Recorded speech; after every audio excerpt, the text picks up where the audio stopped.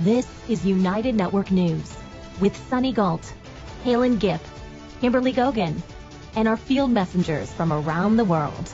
Here's today's real news. It's Monday, September 8th, 2025, and here are today's stories. Rising waters sweep away homes and harvests in Eastern Uganda.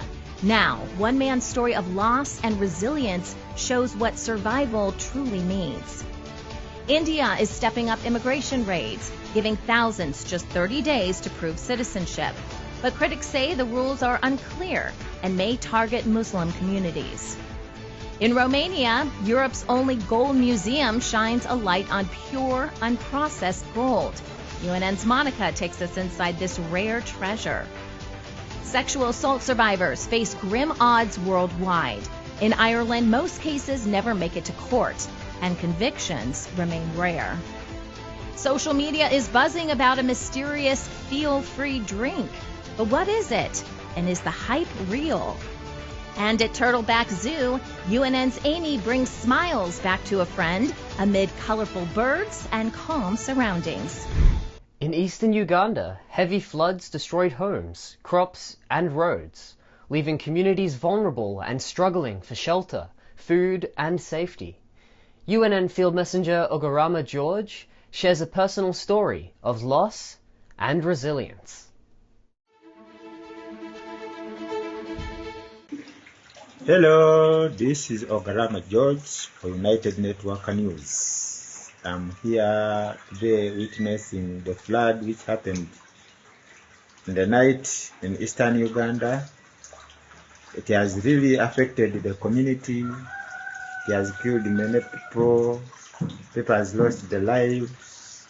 The animals, crops, generally food, all wasted away. We are here. In fact, I lost one of my uncle. Was among the people who perished in the flood of yesterday. People died as the community witnessing the injunctions. Floods were all over the area, and water had to find its banks. In their findings, all the roads were affected, water dispersed all around. As I send to you this information, I urge my fellow network news to watch the videos and see what is happening in Eastern Uganda, in the Eastern region, how flood has affected the community. As you can see, all over the area there is water. And this photo, water first showed a trend mark in the road. As you see, there is a crack in the road. So in that crack, it is where the water started to splash out. In fact, the flood just came out of the mountain. From the mountain now, as it is a mountainous area, it first showed the sign of cracking of the road. As the crack expanded, that's how water started to splash out. As it raised up, it formed what we call the banks, and it flooded on the whole area.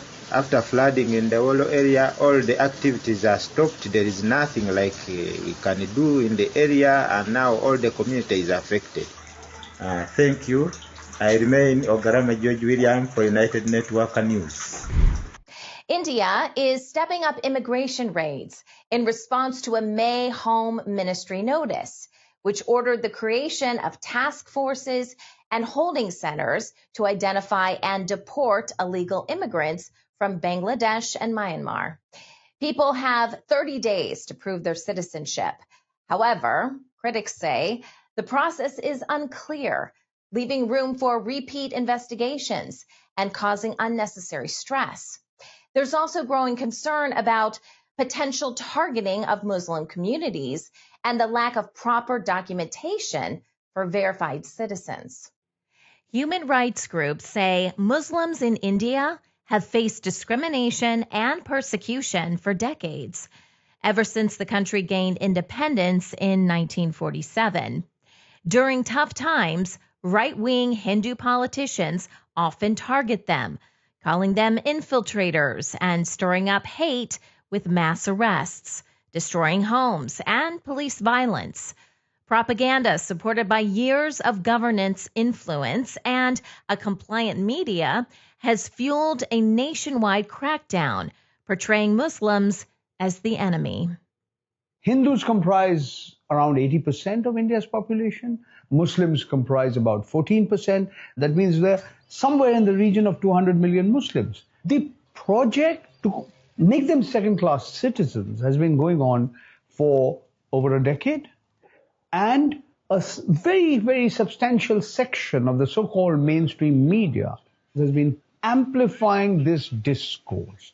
Demographically, Hindus are definitely in a majority, but more important than just numbers, culturally, socially, politically, educationally, in all of these spheres, Hindus are dominant. So this idea of the Hindu being under threat is a fake idea. It's a creation of victimhood that has been encouraged by television channels, influencers, and social media, all of them saying the same thing, that the Hindu is under threat. That is where the maximum mischief has been done, the sense of continuous victimhood and the idea of the Muslim as the enemy. Now, Bengali Muslims are being forced out, losing their citizenship, getting detained, and even deported to Bangladesh. Authorities in Gujarat, for example, demolished more than 10,000 homes, businesses, and mosques between April and May, claiming they were in unauthorized settlements housing illegal immigrants. These demolitions ignored a Supreme Court ruling requiring specific steps before such actions. In Assam, authorities have been pushing hundreds of Bengali Muslims into Bangladesh, suspecting them of being illegal Bangladeshis. In Delhi, around 700 people have been deported to border states in the past 6 months. In Gurugram, local authorities recently conducted a verification drive targeting alleged illegal Bangladeshi immigrants, detaining hundreds of migrant workers, many of whom are Bangladeshi-speaking Muslims from West Bengal. Workers were held in holding centers and asked to prove their citizenship, with some alleging mistreatment by police, though officials deny this. Out of 250 detained, only 10 were confirmed as illegal migrants for deportation, according to police. Just a week ago, Gurugram's biggest problem was traffic. Now it's trash. We are talking piles of rotting garbage in swanky neighborhoods and even along busy stretches. So what on earth happened? The people who usually clean up after us vanished. Between July 13 and 21, Gurugram police carried out sudden raids on sanitation workers, mostly migrant workers from Bengal and Assam. Over 100 people were rounded up and taken to temporary holding centers set up in community halls. Now the police says these were just identity verification. But try telling that to workers who have no ID papers and no job contracts. Word spread like wildfire. More raids were coming. If you didn't have papers, you were next. Within days, entire worker clusters disappeared. Now here's the thing, 60 to 65% of Gurugram's sanitation workforce is made up of Bengali-speaking Muslims. 60 to 65%. Most of them hired informally. Domestic workers, cooks, maids, nannies also left, afraid they could be next. The MCG rushed out 100 garbage collection vehicles and started frantically recruiting local workers. But let's be real, you can't fill a gaping hole in your workforce overnight. According to a 2023 audit by the Center for Policy Research, over 80% of India's urban sanitation workforce is employed informally. No training, no records, no safety nets. Public health experts are already warning of a sanitation fallout. Dengue infections, clogged drains, stray animals feasting on waste. RWAs are overwhelmed. Residents are furious. And while the MCG says it's trying its best, the garbage tells a different story. Right now, there's no clear word from the authorities, just radio silence. All of the discrimination and deportations raise serious human rights concerns. India is obligated under international treaties to protect everyone's rights and prevent stripping citizenship based on race, color, descent, or origin. Deporting or detaining people without due process is a clear violation of those principles. The government has a duty to ensure fair treatment, including providing clear reasons for deportation, access to legal representation, and the right to appeal decisions. Allegations of abuse by authorities must be investigated. People held in detention should receive proper food, shelter, and medical care with special attention to vulnerable groups like women, children, the elderly, and those with disabilities. In short, this isn't just about immigration. It's about human dignity and ensuring no one is denied their basic rights. Europe's only gold museum, located in Brad, Romania, offers a rare display of pure, unprocessed gold. UNN Field Messenger Monica invites you to explore this unique treasure and the rich mining history of the region. Hello, this is UNN Field Messenger Monica reporting from Romania. Did you know that Romania is home to the only gold museum in Europe? If you're passionate about geology, history, or art, or if you're simply curious to discover the fascinating world of gold, I invite you to visit the Gold Museum in this report. Founded more than 100 years ago, the museum is located in the center of Brad. What makes this museum unique is that none of the exhibits have been worked by any goldsmith or jeweler. The museum's main attraction is its pure, unprocessed, native Romanian gold. Few people know that Romania's gold deposits in the Ore Mountains put the country at the top of the ranking of countries with priceless gold resources in Europe. Archaeological finds in the area show traces of human habitation dating back more than 5,000 years, as well as gold extraction from mines dating back 2,000 years. A visit to the Gold Museum will help us understand the history of gold mining. The museum has exhibits of tools used for mining and processing gold that are hundreds of years old. Beyond its material value, gold has always held strong symbolic significance, being associated with God and eternity. Its exhibits are unique in their richness and variety, featuring gold in all its forms, including flakes, filaments, dendrites, granules, dispersed gold, and loose gold, as well as gold combined with other minerals. You will also be able to admire some of the rarest natural chemical combinations of gold with tellurium, with sylvanite, which you have probably never seen before.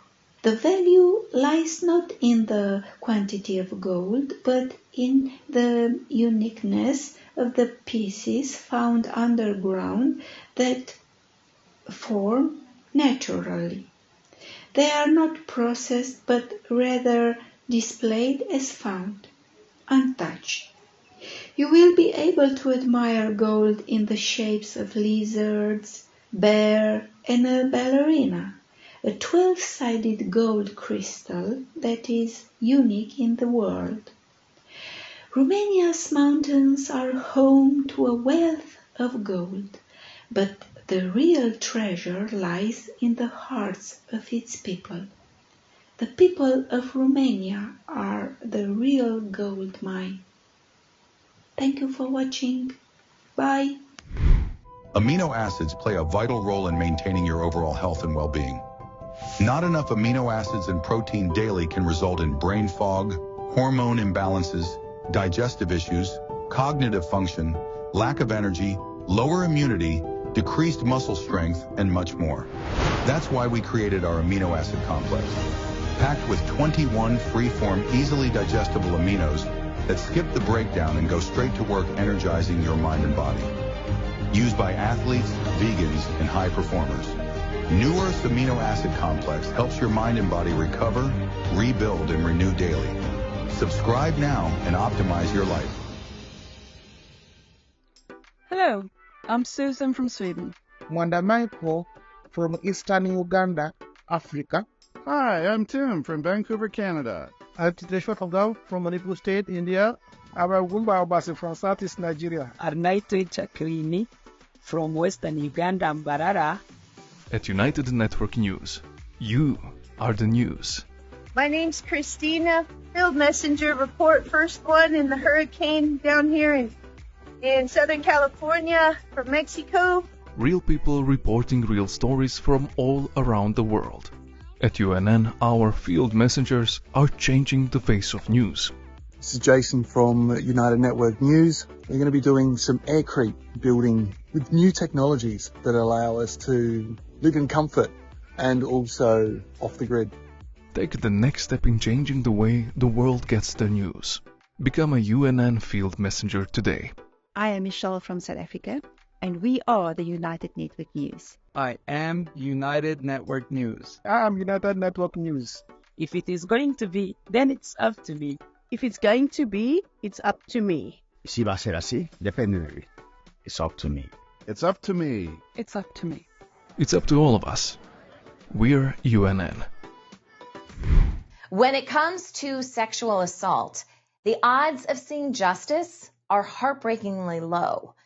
In Ireland, new figures show most cases never even make it to court. And when they do, convictions are far from guaranteed. It's a reality that leaves many survivors feeling silenced and discouraged from coming forward. And while Ireland's numbers are shocking, they're not unique. Around the world, countries are struggling with the same pattern. Reports are made, but prosecutions and convictions remain rare. In Ireland, the figures are sobering. During the past decade, nearly 20,000 files involving sexual offense allegations were sent to the Director of Public Prosecutions, yet only about a third, just 6,365 cases, led to prosecution. When it comes to rape, the picture is even bleaker. Only half of the cases that do go to court result in a conviction. Dublin Rape Crisis Center has called these prosecution rates dismally low, warning such outcomes discourage survivors from reporting crimes in the first place. Without trust in the system, many choose silence, allowing perpetrators to go unpunished. We saw this erosion of trust play out vividly in Northern Ireland. In June 2025, Ballymena became the scene of a heartbreaking and disturbing incident. Two 14-year-old boys were charged with the attempted rape of a teenage girl. The case, which was brought before a youth court with the help of a Romanian interpreter, sparked days of violence, targeted not only at the accused, but at the town's migrant and immigrant communities, highlighting how sexual assault cases can ignite broader social tensions. Another night of violence in Ballymena, with overturned cars and burning barricades. Hundreds of protesters clashed with security forces in the town. Homes belonging to foreign families were also torched by rioters in what authorities called racially motivated disturbances, leaving residents petrified. I live in this country 9 years, never a problem. We have jobs, we pay tax, never happened nothing. I was quiet, I was perfect for us. Police say the attacks were triggered by the arrest of two boys accused of allegedly sexually assaulting a local girl and appearing in court on Monday with the Romanian interpreter. This violence was clearly racially motivated and targeted at our minority ethnic community and the police. It was racist thuggery, pure and simply, and any attempt to justify or explain it as something else is misplaced. The disorder, which has gone on for 2 days, began Monday night after masked men broke away from a vigil and began building barricades and attacking homes and businesses. They clashed with police, who responded with water cannons and plastic batons. 15 officers were injured, with some requiring hospital treatment, and 4 houses were damaged by fire.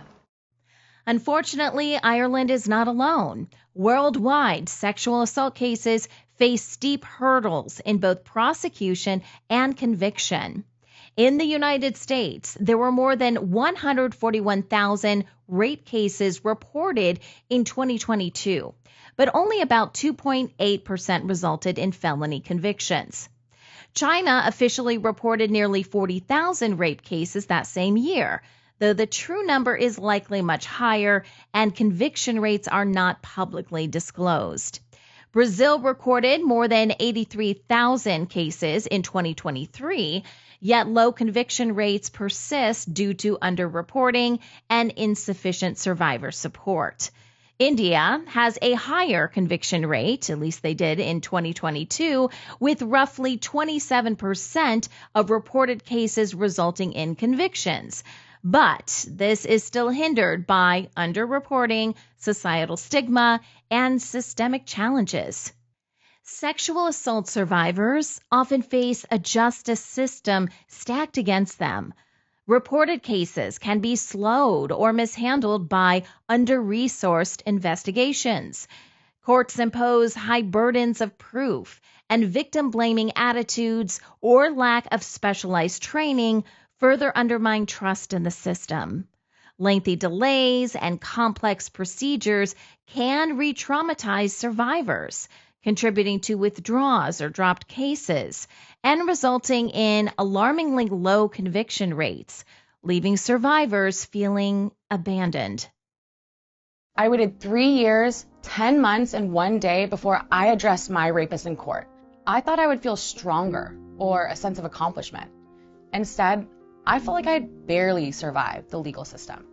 I felt even more broken than I already was to begin with. I waited 6 months for my case to even get picked up by the district attorney at the LA County Sex Crimes Unit, after they decided it was strong enough to hold up in court. And while I'm forever grateful for this, I quickly learned the reality of my situation, that the justice system isn't set up to protect survivors. I became my own advocate. The idea of going to trial haunted me. Not only did I have to look at the man who took so much life out of me and my family, but I would have to rewatch him doing this through the videos he took. I felt humiliated, angry, and depressed about the way I was being portrayed in front of a room of strangers. They look at those videos of me, and they're like, are you sure that wasn't consensual? And it's like, why would I be here right now? Why would I be trying so hard? Why would I be putting up with this for the last 4 years of my life? If we want real change, the system needs an overhaul. Police need better training. Forensic support has to improve, and the whole process should stop re-traumatizing survivors. We also need more transparency, tracking cases from report to verdict so we can see where things fall apart. Ireland's numbers are a wake-up call, but this problem is everywhere. Until survivors can actually get justice, the cycle of silence and mistrust will keep going. Have you heard about the buzz surrounding the feel-free drink?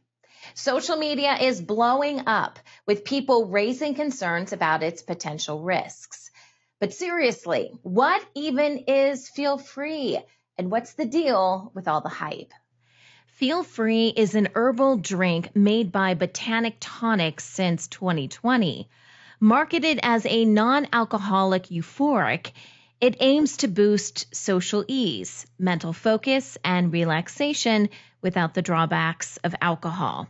With trendy packaging and natural ingredients, it appeals to health-conscious consumers seeking alternatives to traditional mood-altering substances.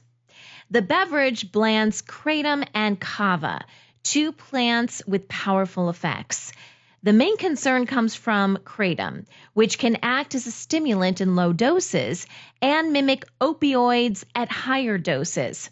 Kava, on the other hand, has calming properties to reduce stress. Together, they may create a sense of euphoria or clarity, but can also lead to dependency. Kratom is chemically addictive, with repeated use causing withdrawal symptoms and physical dependence, while long-term kava use has been linked to liver damage. Many users report needing several bottles of feel-free daily, creating a cycle of dependency similar to traditional substance addictions. This is a warning to any parents or anyone that sees this video. Look out for this product that can be bought at your local gas stations. There is a product out there right now called Feel Free that has apparently been out for years, but all of a sudden people have started to go crazy over buying this drink. This guy right here made a video on TikTok telling how he had kids waiting outside of a 7-Eleven just to get him to buy Feel Free for them, and when he refused, they tried to rob him so they could go buy this drink. He said the person working the cash register even said they have people come in and buy up to 9 a day. And he was confused because it looked like it was just a 5-hour energy drink, but apparently it is something way worse than that. So it's marketed to help give you energy, focus, and lift your mood, but apparently it does some things that make you become reliant on it. Now there's only 3 ingredients in this drink: iron, kava root, and leaf keratin. Now, keratin does this stuff to you, the opioid receptors in your brain, so like pain relief, euphoria, sedation, making you reliant on this. And it also does this where it can increase your heart rate, blood pressure, and anxiety. This is not a good thing to be taking. And like that person at the cash register said, they have up to 9 a day being bought by one person. This right here even says do not exceed 1 bottle alone in 24 hours. Now this has become so popular and it's only allowed to be sold to people over the age of 21, but apparently a lot of kids are trying to buy this right now. So if you are a parent or anyone and you see a kid trying to get this little blue bottle at a local gas station, be careful. Dependency on Feel Free can sneak up on you. At first, it might just seem like a fun habit, but over time, it can turn into a bigger issue. Red flags to watch out for include needing more to feel the same effects, experiencing withdrawal symptoms like headaches or irritability, and finding yourself reaching for it to handle stress or negative emotions. Letting responsibility slide, financial strain from buying too much, and mood swings when you can't get it are also signs that it might be becoming problematic. If you're in that spot, detoxing from kratom can be tough. It often comes with anxiety, insomnia, muscle aches, and intense cravings. Quitting cold turkey might sound tempting, but it's not always safe or manageable on your own. That's why medically supervised detox can make a huge difference. It helps ease withdrawal symptoms, reduces the risk of relapse, and sets you up for long-term recovery. I documented my withdrawal process, and for me it was 12 days of acute withdrawals, probably 6 months until I felt human again, but 12 days of you're in a bed, you're not moving, there's no walking, there's no eating, there's no sleeping. Like maybe you would fall asleep for 10 minutes at a time, but no, it was 12 days of severe acute withdrawals comparable to any drug, any amount of alcohol, just absolutely devastated and leveled for 2 weeks straight. The warning signs about Feel Free didn't start with regulators. It all blew up on social media, with viral TikToks highlighting users' addiction. There's even a Reddit group called Quitting Feel Free with more than 5,000 members sharing their struggles and supporting each other. The U.S. Food and Drug Administration has classified kratom as an opioid and has discouraged its use. While it's still unregulated at the federal level, it's banned or restricted in 24 states, Washington, D.C., and several other countries like Australia, Japan, and Singapore. Meanwhile, places like Ireland and the UK have mixed rules, and in some regions, like parts of Africa, its legal status is still murky. Botanictonics, the company behind Feel Free, has faced its share of backlash. They settled a class action lawsuit in 2024, though they didn't admit to any wrongdoing. Labels on the drink have been updated to include potential risks, but the company continues to insist the product is safe. UNN Field Messenger Amy visits Turtleback Zoo to cheer up her friend at the Budgerigar Aviary. Colourful birds and peaceful surroundings lift his spirits, and for the first time in a while, she sees him smile.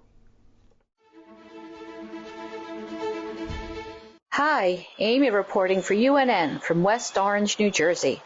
And today I am at the Turtleback Zoo. But I am not here to see the giraffes, although feeding them sure makes me smile.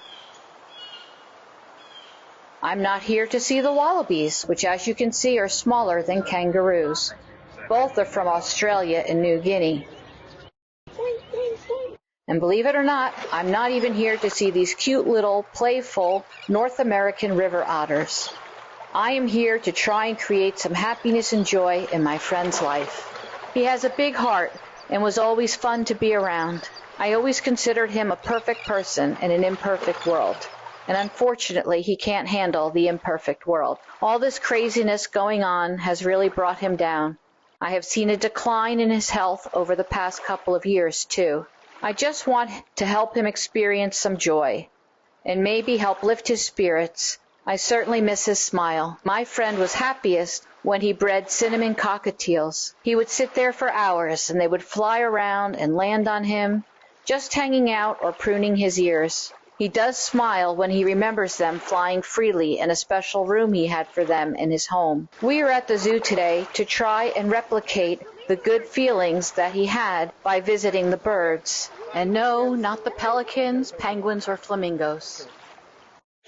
We are going to the Budgerigar exhibit found in the Australian outback section of the zoo. The Budgerigar are also known as the common parakeet. You can walk through this interactive exhibit. Birdseed on sticks is available to purchase so you can feed the birds. And if you are really lucky, they will stand on the stick or on your hand to eat. This is the one place where I actually saw a smile emerge on my friend's face. And if you watch closely, you can see it too. I purchased season tickets so we can visit as much as we like. If you or someone you know is in need of some happiness or just a joyful place to escape the burdens of reality, I suggest getting out into nature or just be in the beauty that is around you. If you are fortunate to have a zoo nearby, maybe that could bring a smile to your face or those around you too. After this visit, my friend's spirits were uplifted and you could see he was relaxed. He isn't happy about anything these days, but he was actually thankful that I had dragged him out of the house, and he is looking forward to going back. Seeing him smile during this aviary experience was priceless. How can you be sad when you have a bird feeding from your hand? Thanks for watching. See you next time. Are you ready to change the world? Take the next step and join our weekly Field Messenger meetings. Learn more at unitednetwork.earth. I am United Network News, and so are you.